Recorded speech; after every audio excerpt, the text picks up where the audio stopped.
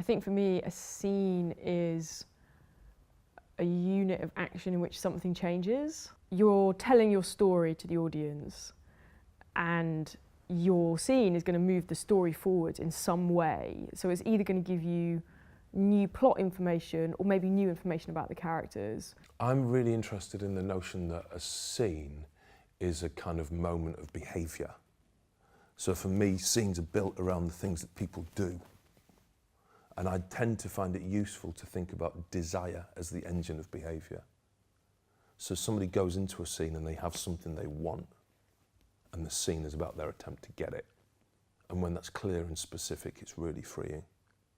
So for me, it's not necessarily visual, and it's not linguistic, it's psychological, behavioural. I very rarely imagine the whole scene in its entirety before I've written it. I'll often have one thought about it, and that could be visual or one thing that needs to happen or even needs to be said, and then I have to grow it. You need to make sure that not everything is the same at the end of the scene as it was at the beginning, and that's a really good way of telling if the scene is having an effect and if it's worth its place in your play. In writing each of my scenes down as one line on a cue card or 2 lines and figuring out what that scene is and looking at it all, I can then say, oh, is there something missing in my story, in my play, that needs to go into one of these scenes, that actually one of these scenes are not finished, or actually saying, oh, well, that there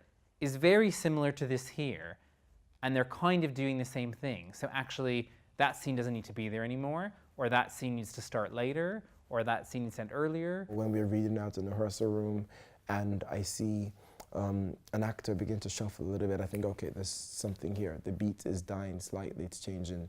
I need to fix that or get rid of it. But also when the language begins to sag a little bit and the rhythms of speech begin to feel repetitive, or the imagery in a specific scene feels belabored or isn't new or isn't fresh, exciting again, then I begin to just pull things out and see what's left on the page.